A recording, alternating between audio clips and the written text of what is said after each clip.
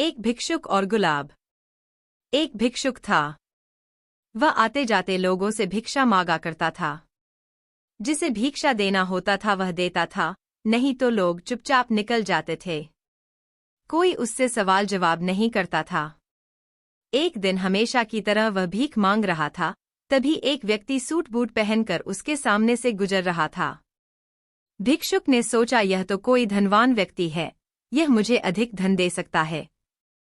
उस भिक्षुक ने उस व्यक्ति को रोका। भिक्षुक बोला, साहब कुछ दे दीजिए। व्यक्ति बोला, मुझे किसी काम के लिए जाना है, मेरे पास समय नहीं है। भिक्षुक बोला, साहब दे दीजिए, गरीब को दे दीजिए कुछ। व्यक्ति बोला, ठीक है, यह लो 10 रुपए। तुम हमेशा लोगों से मांगते ही रहते हो या उन्हें भी कुछ देते हो। यह कहकर वह व्यक्ति वहां से चला गया। भिक्षुक सोचने लगा, यह क्या कह दिया इन्होंने, क्या इन्हें दिखता नहीं है मैं भिक्षुक हूं? मैं भला किसी को क्या दे सकता हूं? मैं तो खुद ही लोगों से मांग मांग कर अपना गुजारा चलाता हूं। भिक्षुक के मन को यह बात एक कटाक्ष की तरह लगी। वह अपने टूटे हुए झोपड़े में चला गया। रात को जैसे ही वह सोने के लिए लेटा, इस विषय में सोचने लगा, मैं भला क्या दे सकता हूं? पता नहीं यह बात मुझे इतनी परेशान क्यों कर रही है। मेरे पास तो धन नहीं है, लेकिन क्या मैं लोगों को ऐसी चीज दे सकता हूं जो मुफ्त हो? ऐसे ही सोचते सोचते वह सो गया। अगली सुबह जब वह भिक्षा मांगने के लिए निकला तो दोबारा वही व्यक्ति दिखा। लपक कर वह भिक्षुक उस व्यक्ति के पास पहुंच गया। व्यक्ति बोला, तुम फिर आ गए, फिर से तुम्हें पैसा चाहिए क्या? भिक्षुक बोला, हाँ चाहिए तो साहब, पर मैं आपसे कुछ कहना भी चाहता हूं। व्यक्ति बोला, हाँ बोलो क्या बात है? भिक्षुक बोला, मैं गरीब हूं, भिक्षा मांग कर खाता हूं। आपने क्या सोचकर मुझे बोला कि तुम भिक्षा मांगते हो या किसी को देना भी जानते हो? व्यक्ति बोला, बरे मैंने तो इसलिए बोला था क्योंकि यह तो प्रकृति का नियम है। यदि हम एक सांस भी अंदर लेते हैं तो हमें एक सांस बदले में बाहर छोड़नी पड़ती है। नियम के अनुसार तुम बस ले रहे हो, तुम जी ही कहा रहे हो, बस जैसे तैसे अपनी जिंदगी काट रहे हो। व्यक्ति ने आगे कहा, शायद मैं ही मूर्ख हूं। मुझे पता है तुम भिक्षुक हो और अपनी जिंदगी काट ही रहे हो, फिर भी तुमसे यह सब कह दिया। चलो कोई बात नहीं, यह लो 10 रुपए, मैं चलता हूं।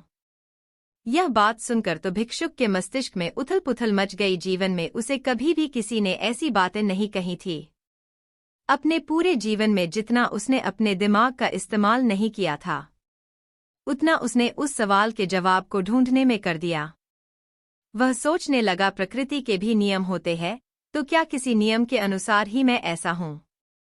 उस भिक्षुक ने फैसला लिया, मैं ऐसा करता हूं, जो मुझे भिक्षा देगा मैं बदले में उसे एक फूल दूंगा, जो कि मुझे मुफ्त में पेड़ों पर मिल जाएंगे। उसे जो भी फूल मिले वह उसे तोड़कर ले आया। उस व्यक्ति से मिलने के बाद भिक्षुक मानसिक तौर पर सक्रिय हो गया था। उसके बोझिल जीवन में एक हलचल सी उत्पन्न हो गई और इसके कारण वह अपने दिमाग का पूरा इस्तेमाल कर रहा था। अगले दिन उस भिक्षुक ने ऐसा ही किया। जो भी उसे पैसे देता वह बदले में उसे फूल देता। जब वह लोगों को फूल देता तो लोगों के चेहरे पर एक मुस्कुराहट आ जाती। उसके जीवन में कुछ नया घट रहा था। उसने सोचा, क्यों ना मैं मेरी झोपड़ी के बाहर गुलाब के फूल उगाना शुरू कर दूं। लोगों को गुलाब के फूल अधिक पसंद आते हैं। उसने झोपड़ी के बाहर गुलाब के पौधे रोपना शुरू कर दिया। कुछ ही महीनों में बहुत सुंदर सुंदर गुलाब के फूल उगने लगे। उसने सभी गुलाब के फूलों को तोड़ा और उन्हें लेकर भिक्षा मांगने के लिए चला गया। एक महिला ने भिक्षुक से आकर पूछा, यह गुलाब का फूल कितने का है? भिक्षुक को कुछ समझ नहीं आया।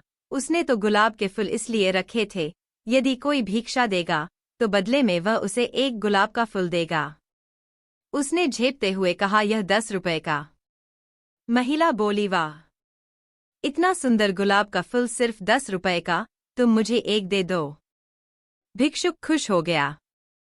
वह सोचने लगा, अरे यह तो मेरा काम हो गया। अब मैं भिक्षा नहीं मांग रहा। अब मैं लोगों को कुछ बेच रहा हूं और लोग उस चीज के बदले धन दे रहे हैं। मतलब अब मैं भिक्षुक नहीं हूं। भिक्षुक बहुत खुश हुआ। गुलाब के फूल बेचते बेचते उसके पास पैसे आने लगे। धीरे धीरे उसकी हालत सुधरने लगी। अब वह अच्छा खाना खाता था, अच्छे कपड़े पहना था। वह अपनी जिंदगी से खुश था। एक बार जब वह व्यक्ति गुलाब के फूल बेच रहा था, तभी वहां से वही व्यक्ति गुजरा। उस व्यक्ति को देखकर वह जोर जोर से चिल्लाने लगा, साहब, साहब। व्यक्ति ने उसे मुड़कर देखा, उसने उसे पहचान लिया। व्यक्ति बोला, कुछ चाहिए क्या? भिक्षुक बोला, नहीं साहब, मुझे भिक्षा नहीं चाहिए, गुलाब बेचने आया हूं। मैं भिक्षुक नहीं रहा, मैं व्यापारी बन चुका हूं। यह देखकर वह व्यक्ति बहुत प्रभावित हुआ। व्यक्ति बोला, ये तो तुमने बहुत अच्छा काम किया। भिक्षुक बोला, अरे साहब, ये सब आपकी बदौलत है। व्यक्ति ने बोला, मैंने क्या किया? भिक्षुक बोला, आपने मुझसे सवाल किया जो आज तक किसी ने नहीं किया था। आप मेरे भीतर वह सवाल ना छोड़ते और वह मेरे मन के भीतर उथल पुथल ना पैदा करता, तो मैं आज यहां तक नहीं पहुंच पाता। व्यक्ति बोला, मैंने यह सब सोच समझकर नहीं किया था। यह सब तो जाने अनजाने में हो गया। मुझे खुशी है कि मेरी कही हुई बात से आज जीवन में तुम आगे बढ़ रहे हो। व्यक्ति ने भिक्षुक से फूल खरीदा, उसे पैसे दिए और मुस्कुराते हुए दोनों ने एक दूसरे को अलविदा कह दिया। कहानी की शिक्षा। अपने मस्तिष्क का पूरी तरीके से प्रयोग करना चाहिए, क्योंकि इस प्रयोग द्वारा ही हम जीवन में आगे बढ़ सकते हैं। आपने सुना तो होगा कि हर समस्या के लिए एक समाधान होता है, लेकिन उस समस्या और समाधान के बीच जो होता है वह इंसान की सोच होती है। उसी सोच से वह एक दिन आगे बढ़ जाता है। बुरे समय में ये दो बातें हमेशा याद रखना, बुरा समय कभी नहीं आएगा। दोस्तों, किसी ने सही बात कही है कि बदन मेरा मिट्टी का है, सांसें मेरी उधार है। घमंड करूं तो किस बात का, यहाँ हम सब तो किराएदार है। बहुत समय पहले की बात है, संभव नाम का लड़का पूरे दिन अभ्यास करके सो रहा था तो उसे एक रात बुरा सपना आता है, जिसमें वह हर रोज की तरह अपने गुरु के आश्रम में तलवारबाजी के मुश्किल दाव पचों का अभ्यास कर रहा था। उसका अभ्यास अच्छा चल रहा था, लेकिन जैसे ही वह एक ऊंची छलांग लगाकर जमीन में वापस आता है, उसका एक पैर टूटकर कांच के टुकड़ों की तरह बिखर जाता है। उसकी ऐसी हालत देखकर सभी लोग डर जाते हैं, लेकिन एक रहस्यमय व्यक्ति बड़ी शांति से उन टुकड़ों को इकट्ठा करने लगता है। जिसने काले रंग के जूते पहने हुए थे, संभव घबराकर नींद से जाग जाता है। उस समय रात्रि से सुबह होने वाली थी और वह खुद को शांत करने के लिए बाहर टहलने निकल जाता है। कुछ देर चलने के बाद वह एक पुराने घर के बाहर आकर रुक जाता है और उसके बाहर पेड़ के नीचे जाकर बैठ जाता है। तभी एक बूढ़ा व्यक्ति उस घर से बाहर निकलता है, जिसने बिल्कुल वैसे ही जूते पहन रखे थे जैसे संभव ने अपने सपने में देखे थे। संभव उस बूढ़े व्यक्ति से कहता है कि तुम्हारे पैरों में अलग अलग जूते हैं, तो जवाब में वह व्यक्ति कहता है कि इसमें से एक जूता नया है और दूसरा पुराना। फिर संभव वहां से उठकर जाने लगता है और वह आदमी वहीं पर बैठ जाता है, लेकिन जब अगले ही पल संभव पीछे मुड़कर उस बूढ़े व्यक्ति को देखता है तो वह व्यक्ति उस घर की छत पर पहुंच चुका था, जो कि आश्चर्यचकित कर देने वाली बात थी, क्योंकि एक बूढ़े व्यक्ति के लिए बिना किसी सहारे के इतनी जल्दी छत पर पहुंच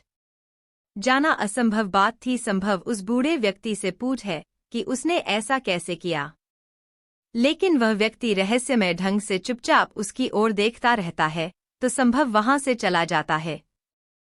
फिर संभव आश्रम के अभ्यास मैदान में तलवारबाजी का अभ्यास करने जाता है। संभव अपने आश्रम का सर्वश्रेष्ठ तलवारबाज था, लेकिन वह अपने प्रदर्शन से संतुष्ट नहीं था। वह खुद को दूसरों से बेहतर समझता था, इसीलिए वह थोड़ा घमंडी भी था। अपने आप को सबसे श्रेष्ठ साबित करने के लिए वह तलवारबाजी पर ऐसे ऐसे प्रयोग करता था जो कि बहुत ही मुश्किल और खतरनाक थे। ऐसे प्रयोग करके वह सर्वश्रेष्ठ तलवारबाज बनना चाहता था, क्योंकि तलवारबाजी के क्षेत्र में ऐसे प्रयोग और अभ्यास आज तक किसी ने नहीं किए थे, लेकिन उन अभ्यास को वह कर नहीं पा रहा था और बार बार जमीन पर गिर जाता था। उसके गुरु को यह सब जानलेवा संभव का अभ्यास पागलपन लगते थे। वह उससे कहते हैं कि तुम एक बेहतरीन योद्धा हो, लेकिन तलवार के इन अभ्यास को कर पाना संभव नहीं है, क्योंकि इसके लिए असाधारण ताकत, अचूक तकनीक और निडरता की जरूरत है, और अगर तुमसे जरा सी भी गलती हुई तो तुम बुरी तरह घायल हो सकते हो या फिर तुम्हारी जान भी जा सकती है। गुरु की बातें संभव को दुखी कर देती हैं।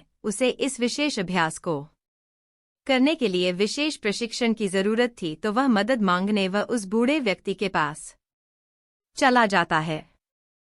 संभव उससे पूछता है कि आप पल झपकते ही उस ऊंची दीवार पर उस दिन कैसे चढ़ गए थे, क्योंकि मैं खुद एक योद्धा हूं और मैं अच्छी तरह यह जानता हूं कि कोई भी योद्धा ऐसा नहीं कर सकता। वह व्यक्ति संभव से कहता है, उसे समझने के लिए अभी तुम बहुत कमजोर हो और तुम्हें बहुत कुछ सीखने की जरूरत है। लेकिन सबल को अपने अभ्यास और ज्ञान पर बहुत घमंड था, इसीलिए वह कहता है कि मुझे हर चीज की जानकारी है और तुम मुझसे कोई भी सवाल पूछ सकते हो। तो वह बूढ़ा व्यक्ति उससे पूछता है कि क्या तुम खुश हो। संभव को यह प्रश्न बेमतलब लगता है, लेकिन फिर भी वह कहता है कि मेरे पिता के पास बहुत सारा धन है, मैं पढ़ाई में भी अच्छा हूँ, मेरे अच्छे मित्र हैं, मैं देखने में भी सुंदर हूँ। जवाब में वह बूढ़ा व्यक्ति कहता है कि अगर तुम्हारे पास सब कुछ है तो फिर तुम रात में सो क्यों नहीं पाते। तुम कल भी रात्रि के अंतिम प्रहर में मेरे पास आए थे और आज भी तुम रात्रि के अंतिम प्रहर में ही आए हो। उस बूढ़े व्यक्ति की रहस्यमय बातें सुनकर संभव उसकी तुलना दुनिया के महान दार्शनिकों से करने लगता है और उसे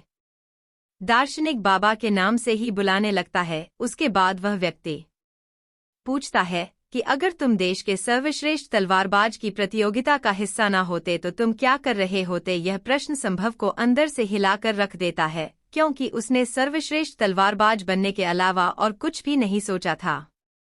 पर उस बूढ़े व्यक्ति ने यह सवाल पूछा क्यों। संभव को लगता है कि वह व्यक्ति सनकी है, इसीलिए वह घबराकर वहां से चला जाता है और उसे भूलने का प्रयास करने लगता है। अपनी रोजमर्रा की जिंदगी की तरह वह मित्रों के साथ मजे करता है, नशा करता है। पर इसी दौरान अचानक सिर्फ एक पल के लिए वह दार्शनिक बाबा उसके सामने आ जाता है, जो एक इशारा था कि संभव अपनी हरकतें सुधारे। तो संभव दार्शनिक बाबा से मिलने उसके पास चला जाता है। उन दोनों में थोड़ी बातचीत के बाद आरती नाम की लड़की खाना लेकर आती है, जो कि उस बूढ़े व्यक्ति की मुंह बोली बेटी थी। फिर वह दोनों खाना खाने लगते हैं तो संभव अपने मुंह में खाना ठूसने लगता है और जल्दी जल्दी खाने लगता है। लेकिन दार्शनिक बाबा कहता है कि तुम्हें अपना खाना आराम से आनंद लेते हुए खाना चाहिए। वह कहता है कि तुम्हारे अंदर बहुत सी गलत आदतें हैं और अगर तुम मुझसे प्रशिक्षण लेना चाहते हो तो आज से ही तुम्हें मित्रों के साथ बेमतलब घूमना, नशा करना, मांस खाना, गलत काम बंद करना पड़ेगा।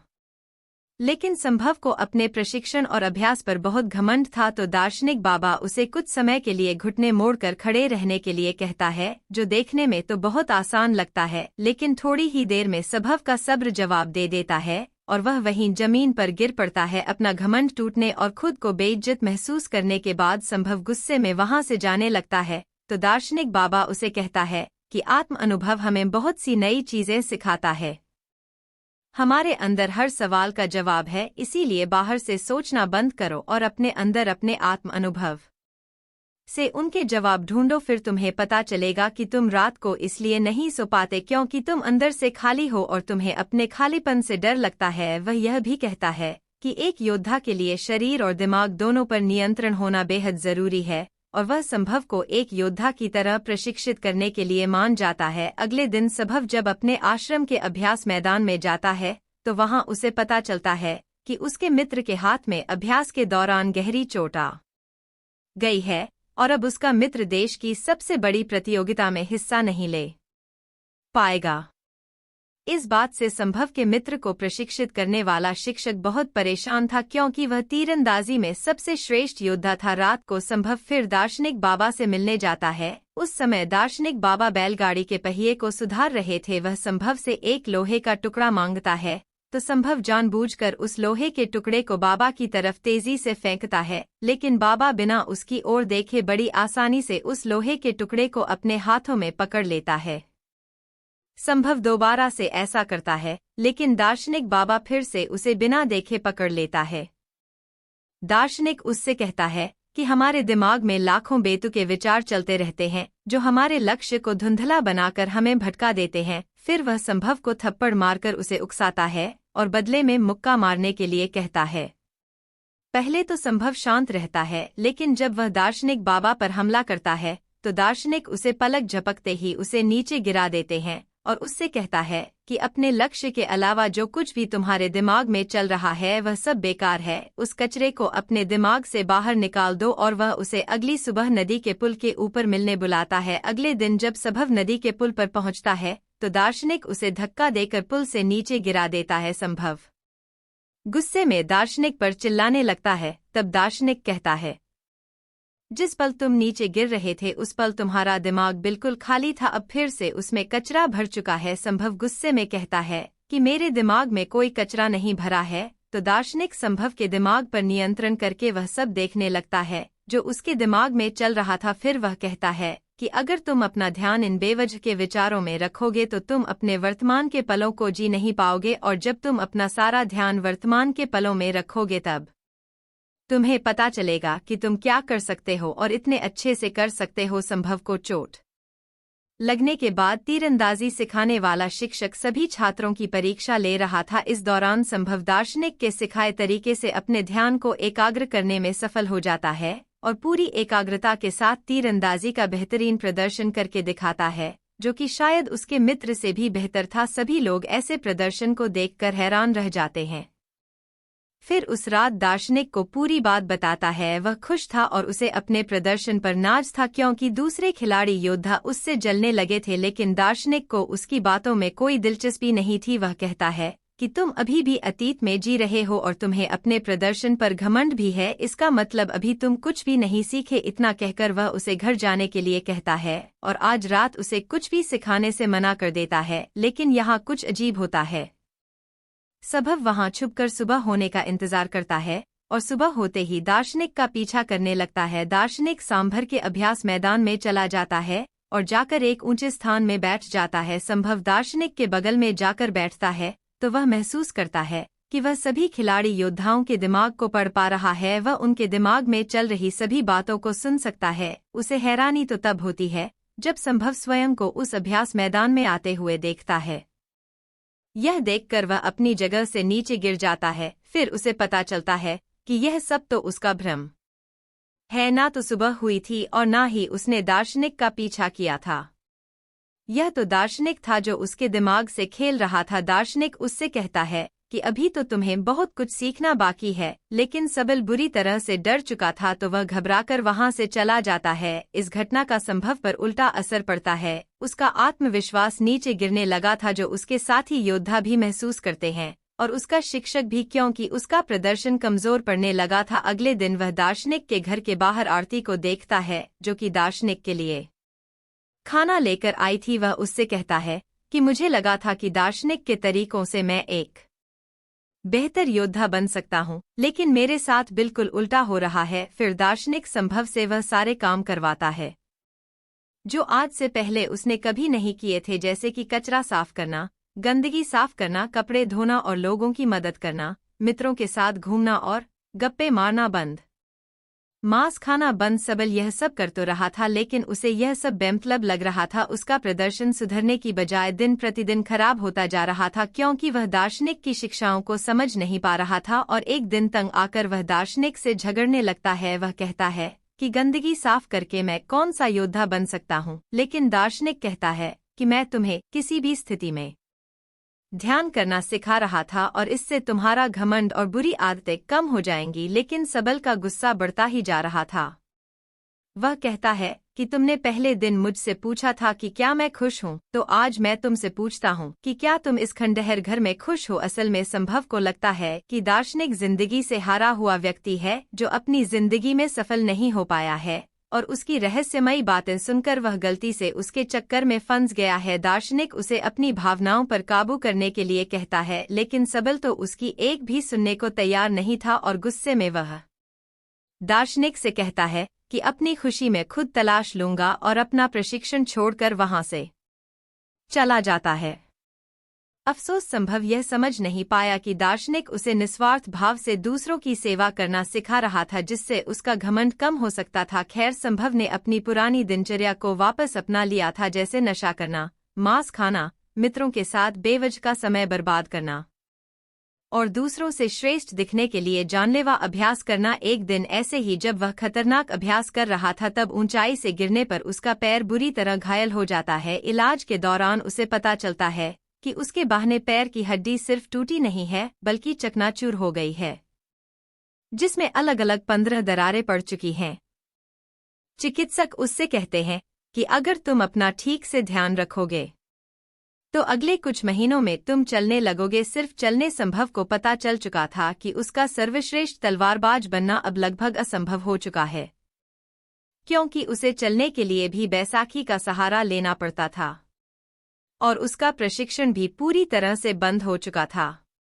टांग टूटने के साथ ही अब उसका घमंड भी टूट चुका था। फिर एक दिन आरती उससे मिलती है। उसे संभव की चिंता हो रही थी, क्योंकि देश की सबसे बड़ी प्रतियोगिता में हिस्सा लेने का उसका सपना टूट चुका था। वह दोनों एक दूसरे को अच्छी तरह से समझते थे और वह एक दूसरे को पसंद भी करने लगे थे। संभव अपने सपने को यूं ही टूटता हुआ नहीं देखना चाहता था, इसीलिए वह अपने शिक्षक से मिलता है और कहता है कि मैं अभी की छोटी छोटी प्रतियोगिताओं में तो हिस्सा नहीं ले पाऊंगा, लेकिन 10 महीने बाद योद्धाओं के चुनाव की जो अंतिम प्रतियोगिता होगी मैं उसमें जरूर हिस्सा लूंगा, जिसके लिए उसने प्रतियोगिता कराने वाली समिति को अपना आग्रह पत्र भी भेज दिया है। लेकिन शिक्षक को उसकी हालत देखकर लगता है कि संभव अब कभी भी प्रतियोगिता में हिस्सा नहीं ले पाएगा, क्योंकि उसके पैर की हड्डियां टूटी हुई हैं और अब उसका प्रशिक्षण भी बंद हो चुका है। अपने सपने को टूटता हुआ देखकर संभव गुस्से से भर जाता है और घर जाकर तोड़फोड़ करने लगता है। यह दौर उसकी जिंदगी का सबसे मुश्किल दौर था।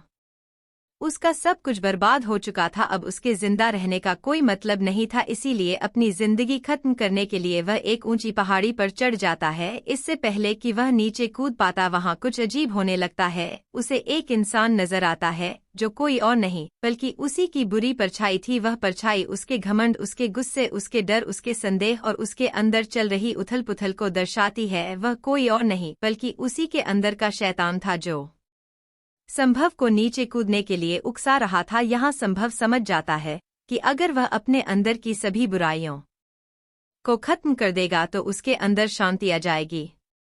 तभी वह शैतान नीचे गिरकर हमेशा के लिए खत्म हो जाता है। लेकिन यह सब तो बस उसका एक सपना था। वह शैतान तो अभी भी उसके अंदर ही था। उसने सपने के जरिए अपनी जिंदगी की सच्चाई को देखा था। तो मदद मांगने वह उस दार्शनिक के पास चला जाता है। संभव दार्शनिक के पास जाकर रोने लगता है। दार्शनिक उससे कहता है कि हर चीज का एक मकसद होता है। अब तुम्हें अपने सवालों के जवाब अपने अंदर से ही ढूंढने पड़ेंगे, और जब तक तुम्हें अपने अंदर से कोई खास जवाब नहीं मिलता तब तक तुम उस पेड़ के नीचे बैठे रहो। संभव पेड़ के नीचे बैठकर सोचने लगता है। उसके पास समय तो बहुत था, लेकिन वह क्या सोचे उसे यह पता नहीं था। वह बार बार अपने नए जवाब के साथ दार्शनिक से मिलता, लेकिन हर बार दार्शनिक उसके जवाब से संतुष्ट नहीं होता था और उसे वापस भेज देता था। फिर सारी रात सोचने के बाद जब सुबह वह एक नई शादीशुदा जोड़े को देखता है तो उसे अपना जवाब मिल जाता है। फिर संभव दार्शनिक के पास जाता है और कहता है कि हमारी जिंदगी का एक एक पल बहुत खास है, हमें अपनी जिंदगी की कद्र करनी चाहिए। उसका यह जवाब सुनकर दार्शनिक खुश हो जाता है। संभव को अपनी जिंदगी की कीमत पता चल चुकी थी। अब ऊंचाई से कूदने के विचार उसके दिमाग में नहीं आएंगे। दार्शनिक के साथ रहते हुए वह बहुत सी नई बातें सीखता है। दार्शनिक उसके अंदर फिर से जीने की आशा भरता है और अपनी जिंदगी फिर से शुरू करने के लिए उसे तैयार करता है। फिर एक दिन संभव अपने मित्रों से मिलता है और अतीत में अपने बुरे व्यवहार के लिए उनसे माफी मांगता है। उसके मित्र संभव का यह रूप देखकर हैरान रह जाते हैं। दार्शनिक के विचारों ने संभव को पूरी तरह से बदल दिया था और एक दिन संभव दार्शनिक से कहता है कि वह उसी की तरह लोगों के निस्वार्थ भाव से सेवा करने के लिए तैयार है। लेकिन दार्शनिक उसे उसकी तलवारबाजी का प्रशिक्षण फिर से शुरू करने के लिए कहता है, पर संभव उससे सहमत नहीं होता। वह कहता है कि मेरे पैर की हड्डी टूटी हुई है, मैं यह नहीं कर सकता। दार्शनिक कहता है कि एक योद्धा कभी भी अपनी जीत या श्रेष्ठता की चिंता नहीं करता। उसे जो काम सबसे प्यारा है वह उसे करता रहेगा, चाहे उसमें उसकी जान ही क्यों ना चली जाए। फिर दार्शनिक उसे अभ्यास के लिए एक छोटे से मैदान में ले जाता है जिस उसने तब तैयार किया था जब संभव घायल होकर बिस्तर में पड़ा था। अपने पैर में 15 चोटें होने के बाद भी संभव पूरी मेहनत और लगन से अभ्यास करता है और खुद को आने वाली प्रतियोगिता के लिए तैयार करता है। और एक दिन जब वह अभ्यास के लिए अपने पुराने आश्रम में जाता है तो उसे देखकर उसके साथी योद्धा और शिक्षक हैरान रह जाते हैं। लेकिन संभव की परेशानी तो तब बढ़ती है जब उसका शिक्षक उसे एक चिट्ठी देता है। प्रतियोगिता आयोजित कराने वाली समिति ने संभव की प्रतियोगिताओं में हिस्सा लेने के लिए मना कर दिया था। समिति ने संभव के चिकित्सकों से बात की, उन्होंने संभव के शिक्षक से भी पूछा, लेकिन शिक्षक ने संभव को अपने घमंड में आकर जानलेवा अभ्यास करते हुए देखा था। उसे लगता था कि संभव इस प्रतियोगिता के लिए पागलपन की किसी भी हद तक जा सकता है, जो एक दिन खुद को ही मार डालेगा। इसीलिए उसने संभव की हिस्सेदारी का समर्थन नहीं किया। अपने मंजिल के इतने करीब आकर एक बार फिर से उसका सपना टूट जाता है।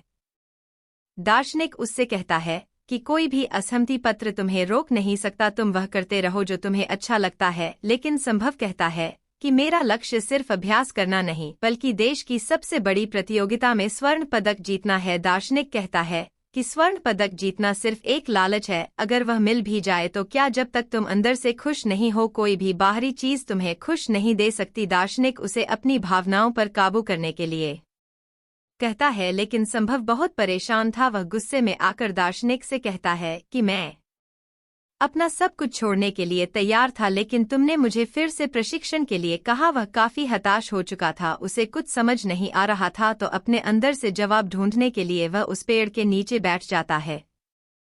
दार्शनिक उसकी तरफ को देखता है तो उसे कल सुबह अपने साथ एक पहाड़ के ऊपर चलने के लिए कहता है, जहां कोई खास चीज है। फिर अगली सुबह सबल बुरी तरह थका देने वाला लंबा सफर तय करता है। दार्शनिक उसके आगे की तरफ था और पीछे पीछे सबल। जब वह पहाड़ी की चोटी पर पहुंचते हैं तो सबल दार्शनिक से पूछता है कि बताओ आप मुझे क्या दिखाना चाहते थे, यह पहाड़, यह नजारा या फिर कुछ और। तो दार्शनिक उसके पैर के पास पड़े एक पत्थर की ओर इशारा करता है और कहता है कि मैं तो तुम्हें यह पत्थर दिखाने के लिए यहाँ लाया हूँ। इतना सुनने के बाद संभव निराश हो जाता है। वह कहता है कि आधे दिन का इतना लंबा सफर तय करके हम यहाँ इस मामूली पत्थर को देखने आए हैं। फिर उसे एहसास होता है कि दार्शनिक जरूर उसे कुछ समझाना चाहता है। थोड़ी देर सोचने के बाद वह समझ जाता है कि जब तक उसे मंजिल के बारे में पता नहीं था तब तक वह अपने सफर का आनंद ले रहा था और वह खुश था, लेकिन जैसे ही वह मंजिल तक पहुंच गया उस खुशी खत्म हो गई, क्योंकि जो खुशी सफर में है वह मंजिल को पाने में नहीं। संभव यह भी समझ चुका था कि उसका लक्ष्य हासिल करने का सपना भी इस पत्थर की तरह ही है,